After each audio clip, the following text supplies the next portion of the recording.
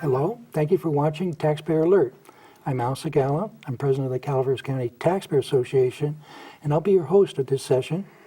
And we have a wonderful guest this time, our planning director for Calaveras County, Peter Marr. Peter, welcome. Thank you. Thanks for inviting me. We hope to discuss several things, but probably the most important thing to discuss is how did you get in this business? What are the challenges and what are the things you enjoy? Tell us a little bit about. Well, I grew up in the San Jose area during the time when it was booming, and I did a lot of traveling around when I was younger, and I saw that there was other ways that a community could grow, and I thought, this sounds like an interesting career. So I pursued it and ended up landing some jobs in rural areas, sort of ended up in rural county planning. Spent most of my career in El Dorado County, and I'm very happy to be down here right now. Well, that's very good. What sort of challenges and enjoyments did you have when you were with El Dorado County? Well, much of the same issues that we're facing here. It's a rural foothill county, a lot of diversity, everything from the edge of the foothills all the way up to the High Sierra. So just a lot of varied interest and diversity of the geography as well as the people that live there and the jobs and things that people do. You have to balance all these different viewpoints and try to come up with something that makes sense that the Board of Supervisors could approve, huh? Well, the board has to balance all those. I get to give them my best advice, and they get to make the tough decisions. Okay, well, that's cool. There are a lot of challenges, a lot of differing opinions on the way the county should grow or not grow, as the case may be. Right. And that's part of the interesting challenge to the job, to just try to weigh through all that and come up with a good recommendation that you think is best that people listen to. I understand that you've had an extra challenge placed on you, and this is the FEMA issue. And I understand you've written a letter, and I understand there's been some progress, but I'm not exactly I don't really know what's happening now. Can you give us an update on what's happening with FEMA? Well, we just had correspondence today with the Region 9 staff down in Stockton, and we're very pleased. We're moving forward with some remapping of the maps that we all recognize as being inadequate. I sort of jumped into this without knowing that was going to be one of the issues that I have to face, and there's been a steep learning curve. Right. The interesting thing about the federal government is it makes county government look like a model of efficiency. So it just takes time to work through all that, and there's a large bureaucracy and having to move through the chain up to headquarters to get approval. But there's an MOU that we're going to be entering into to revise the maps. We've already got the science behind it to say, look, the maps that we're using right now are not accurate. Right. We will be getting new maps. We'll be going through a public review process and that over the next 12 to 18 months probably, maybe a little shorter hopefully. But knowing how long it takes, it probably will be about that long before it's all resolved. But we are moving forward finally. They have agreed to work with us on that, and we're very pleased to be moving forward. I understand that we originally had about 2,000 people in flood zones, and then they went to a different map that the state promoted, and that jumped to 7,000 people, or 7,200 people that were subject to flooding according to those maps.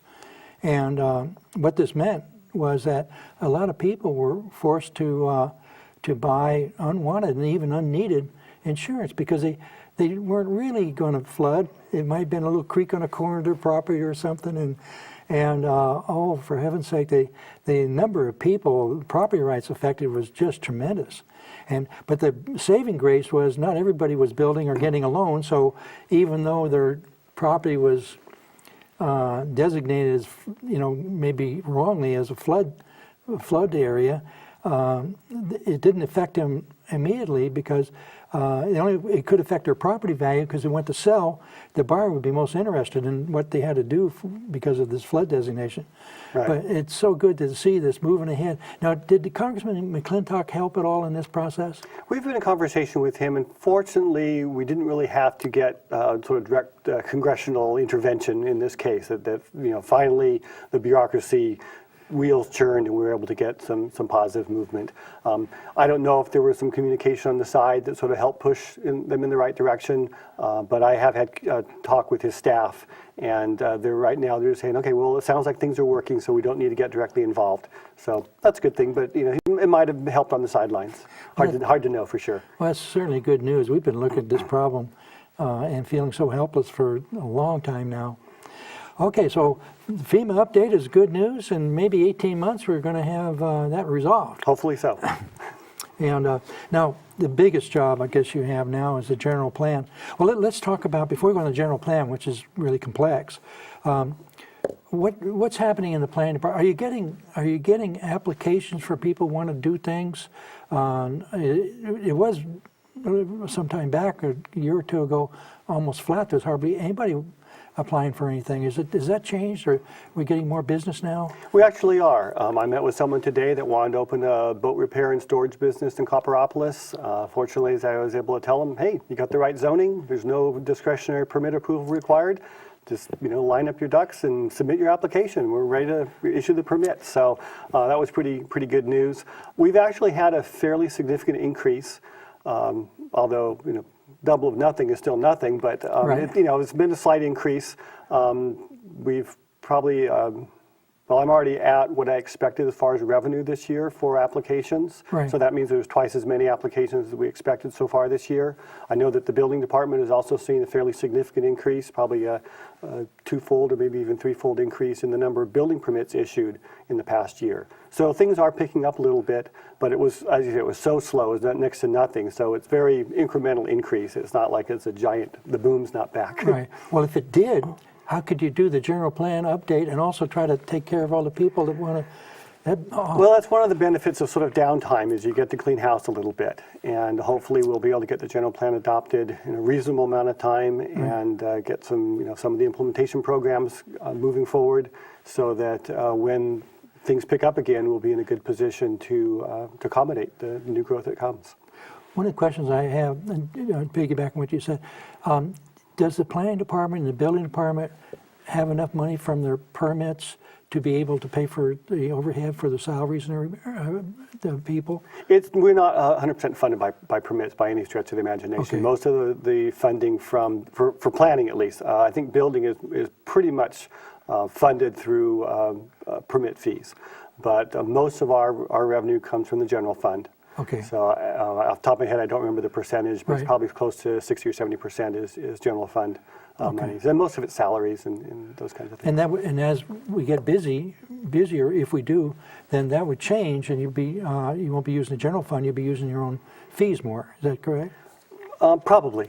Yeah, it makes sense. We always look at the net county cost Right. as far as our budgeting each year. Last year, I had to cut $100,000 from the budget. I was able to do that basically through not filling positions, and hope to be able to maybe refill some of the positions to help move things along as projects do come forward. We have more staff to help process the applications and get things going as quickly as possible. Time is money, and the delays that are caused just through the normal government review process that we have to go through. It can be very frustrating. I appreciate that. So my job is to try to get those things through as quickly as they possibly can, given all of the state and federal regulations we have to deal with. Well, our previous guest was John Adams, who's an expert at so many things, and one of them is handling stress and helping people with stress. And it seems like stress is an inside job, and apparently you'll be able to handle it okay. Well, I do. I like to run and cycle and get out in the beautiful nature of Calaveras County, and that helps relieve some of the stress. Yeah. But it is a stressful job. Yeah. Walked into it knowing that in the first place, but we have some our inside humor and sort of the what do they call it, gallows humor maybe, or the trench humor that helps us get by. Okay. Well, that's cool. That's a good thing.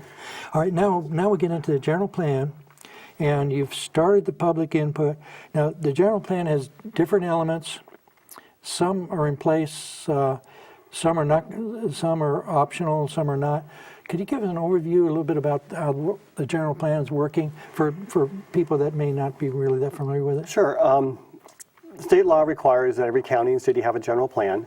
There are 7 mandated elements, and I'll see if I can remember this as my usual interview test. There's land use, circulation, housing, open space, conservation, noise, safety, seismic safety. I've overcounted, so somewhere in there I've sort of duplicated. But those are the things that we have to address. Sometimes we can combine some, so safety and seismic safety are usually combined together. Right. Open space and conservation are often combined together. In addition to that, the county can select optional elements.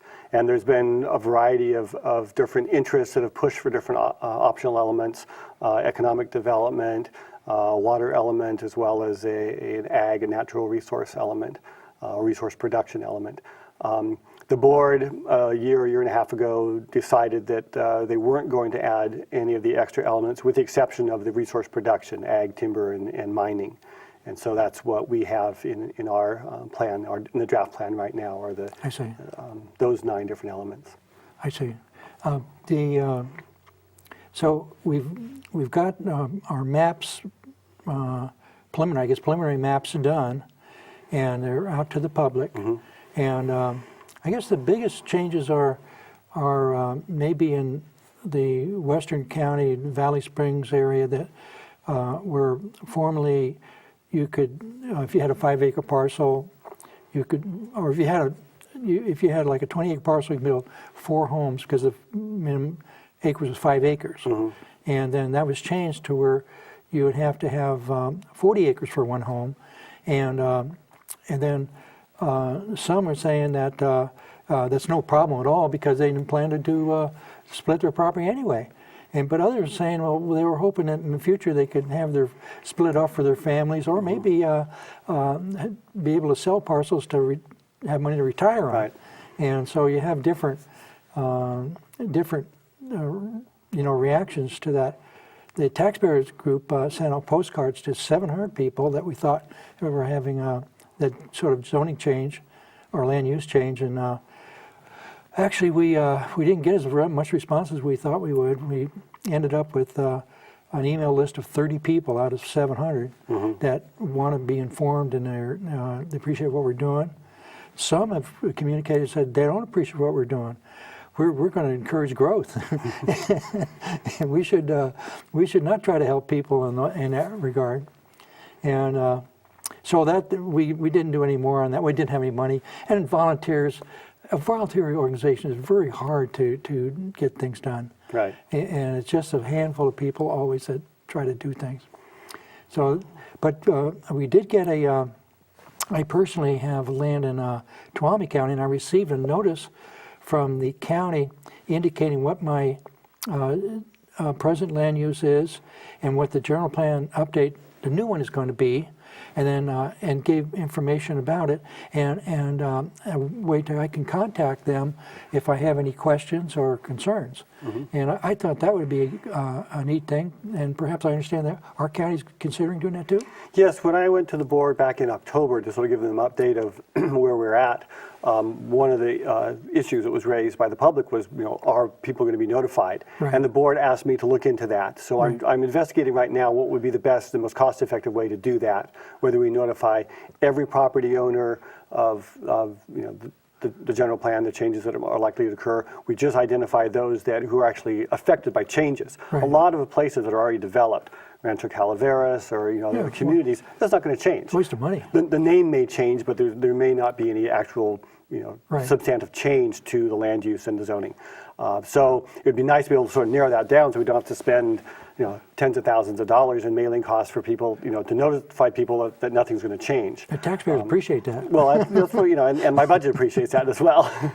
But so the problem is trying to figure out a way to do that. How do you compare the old plan versus the new plan? Do we use zoning versus general plan? There's a lot of nuances with the old plan too that's not quite so clear as to, is it just designated specifically 20 acres? or is it a range? And so the changes, it's a little more challenging than I expected it to be. Okay. And I'm working on that right now with our GIS crew, and I'll be going back to the board fairly soon because they wanted me to report back to them as to what it would cost and what would the effort be. So I'm trying to figure that out right now, and that's Okay. something that's in the works. Now, would we have a 90-day period now for response? Yes. Would there be an adjustment on that after the people are notified to respond? Or We want to get that notice out within that 90-day period, and then it's really up to the board. I mean, the 90-day is somewhat fluid as far as when it actually well, ends. there'd be another draft afterwards, right? Well, the expectation, okay, we released the draft general plan in December 18th, and at the end of that time frame, the Planning Commission and the board will hold a series of public meetings. Right. I don't know how long those are going to go. Ideally, they'll be relatively short, and there won't be a whole lot of changes, and we can move forward to the next step of the process. Right. But it could go on for several months. It really depends on how much debate the Planning Commission and the board want to have. Do they have joint hearings or separate hearings? How much public testimony is involved? It's really sort of an unknown at this point in time. I understand. I've had colleagues in other counties that have tried to limit the number of hearings, and the Planning Commission said, oh no, we're taking as much time as we want, and they've gone on for many months. Right. And so it's just really sort of an unknown at this point in time. But throughout that time period, we hope to get comments from the public. Obviously, the earlier the better, and we won't start those workshops before the 90-day, or the hearings before the 90-day period is over. But it will go well beyond that, I'm sure. I understand. I know there's been some criticism. There hasn't been a specified date, and probably legitimate criticism, but we haven't established what the hearing process will be yet. And I need to work with the Planning Commission chair and the board chair, Which are new, to do right? that, which are brand new. Yeah. Yeah. Okay. You also got new board. 2 new board members Yeah. and 2 new planning commissioners. Yeah. So one of the things, it seems like there are sort of 2 approaches to the public to the land use planning process. Mm-hmm. One seems to be oriented toward the property owner having control over this planning of his property, and provided it doesn't harm the public or the neighbors. And then the other approach is it should be more of a community type approach where actually the use would be determined by government through a quasi-democratic process where the public has their input and they decide where they want the open space and such. And then, so our taxpayer group is kind of in the former area where we kind of more support of property rights, but we do need to see the need for public part as well. Mm-hmm. And do you see things? Do you see this process similar to that, where they have these 2 approaches? It's a very fine balancing act, and you're trying to look at sort of both sides and what works best for the community. And, Right. and one of the very first Supreme Court rulings on zoning was a case known as Ambler Realty, and I don't remember the name of the justice, but in his opinion he wrote, "A pig in a parlor is different than a pig in the barnyard." And that's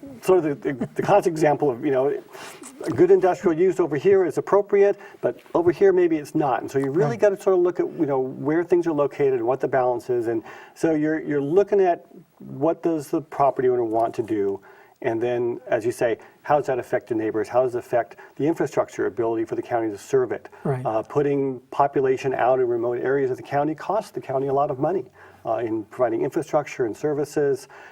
So there's some balancing act that needs to be done. Right. And ultimately, I could say that's the board's decision.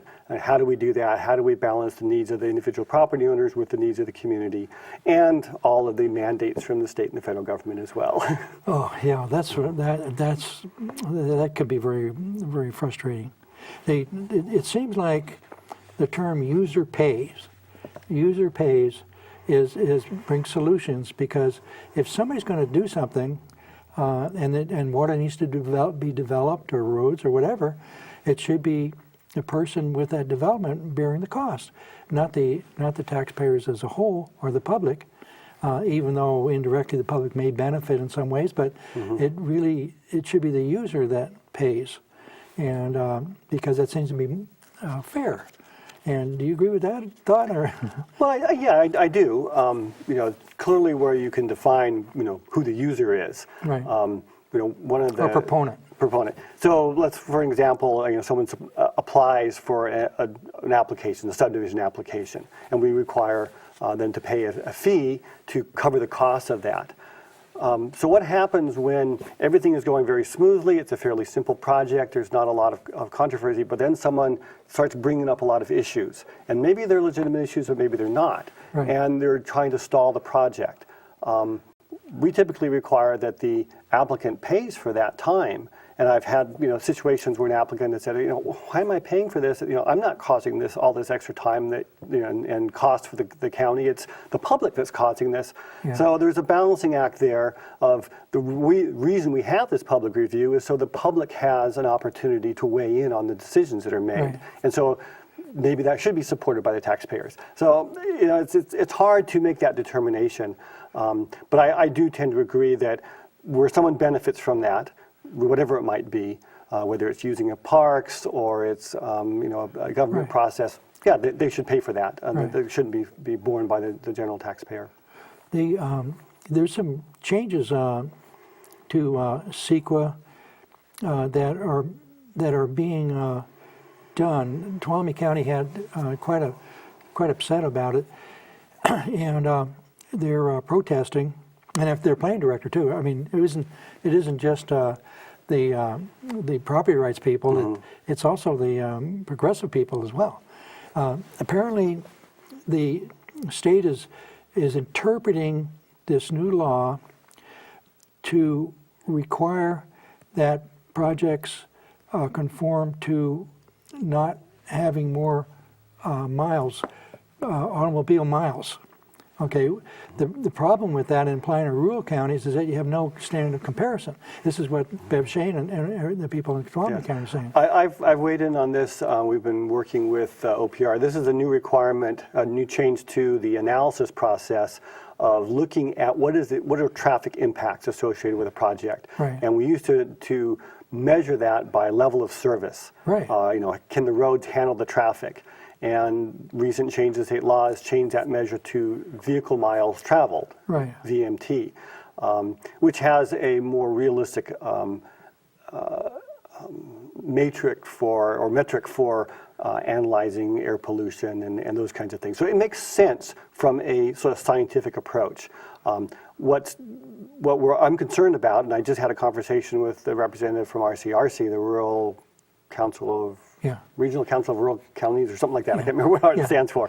But that's something that's very concerning to most of us rural counties, that they don't come up with a measurement, a standard that says if you exceed a certain level that's really geared for urban areas, that it's considered a significant impact. It's not a standard that you say you have to meet, that you can't approve a project. But it's an analysis provision in Sequa that says that if it's significant, then you have to prepare an environmental impact report or mitigate somehow. And if we don't have any ways to mitigate that, then we're going to be forcing a lot of projects through a more costly and lengthy EIR process, which won't provide any additional benefit to the decision-making process. And that's what the Sequa process is, an informational process. It's not standards that you have to meet in order to get your project approved. It's provide an informed decision to the decision makers, enough information so that the public and the decision makers can make an informed decision. Right. But if they make it so that in order to meet that threshold of significance is so low that we can't meet it at the rural county level, then that's going to be a challenge. And we're working with OPR, Office of Planning and Research, the governor's office, to try to make sure at least that rural county traffic patterns are addressed in this new metric for traffic analysis. Does that tie into the new CARB regulations where you're trying to reduce global warming gases? It's all interrelated. The whole sustainability issues that the state have promulgated over the last several years are looking at vehicle miles traveled and air pollution and greenhouse gases, and it's all interrelated. Okay. One question that's come up several times at the Board of Supervisors, is if a person has a property and it's zoned for multiple dwellings, and he just wants to build a home on his property, he don't care about that zoning or that general plan, would he be prohibited from building his home? Would he have to build apartments?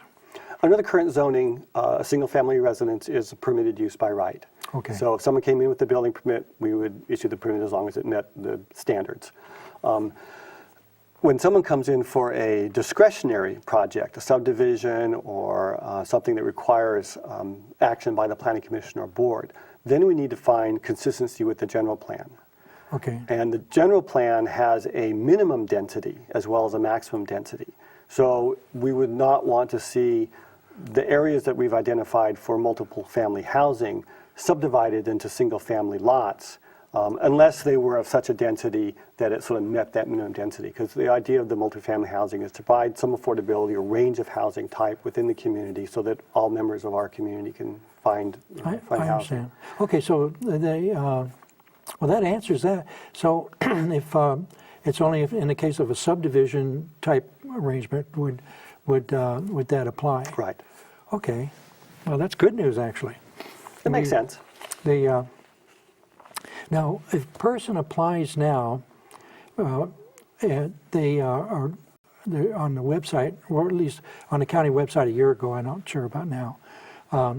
There's a series of considerations that the person has to follow in order to have their project approved, and they kind of tie into the 11 points of the Calaveras Planning Coalition, and it has to do with is there enough open space and a whole bunch of things. All right. That's not part of the general plan now, but is contemplated to be part of the general plan. So if the person, they're pretty onerous.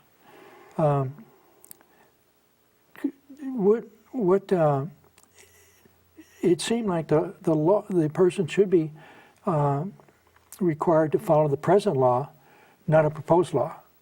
Right.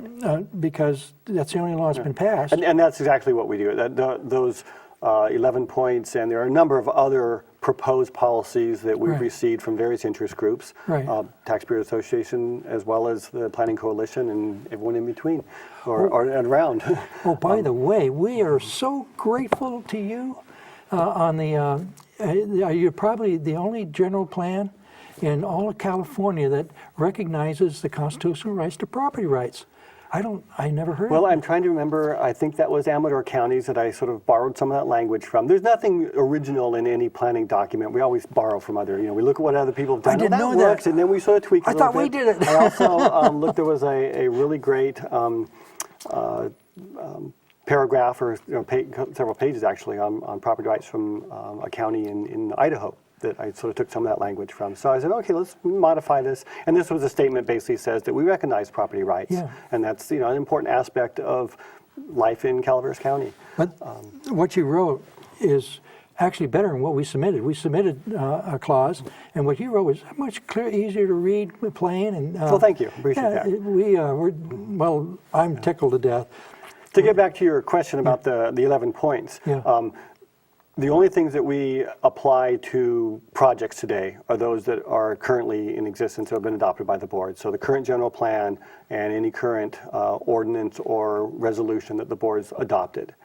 There are a lot of different proposals for new policies, and I've looked at those, and some of them I thought were great. I plugged them in. Others I thought, nah, this doesn't really fit. That doesn't work, and sort of rejected them from my draft. And this is just a draft. This is the first time that the public's had a chance to see this. I really expect that there will be changes. I look forward to some really good, healthy interchange of ideas as we move through this process and get a plan that's, it works for Calaveras County. That's the whole point. Well, that's great, and also it's great the respect for property rights. We're just delighted with that.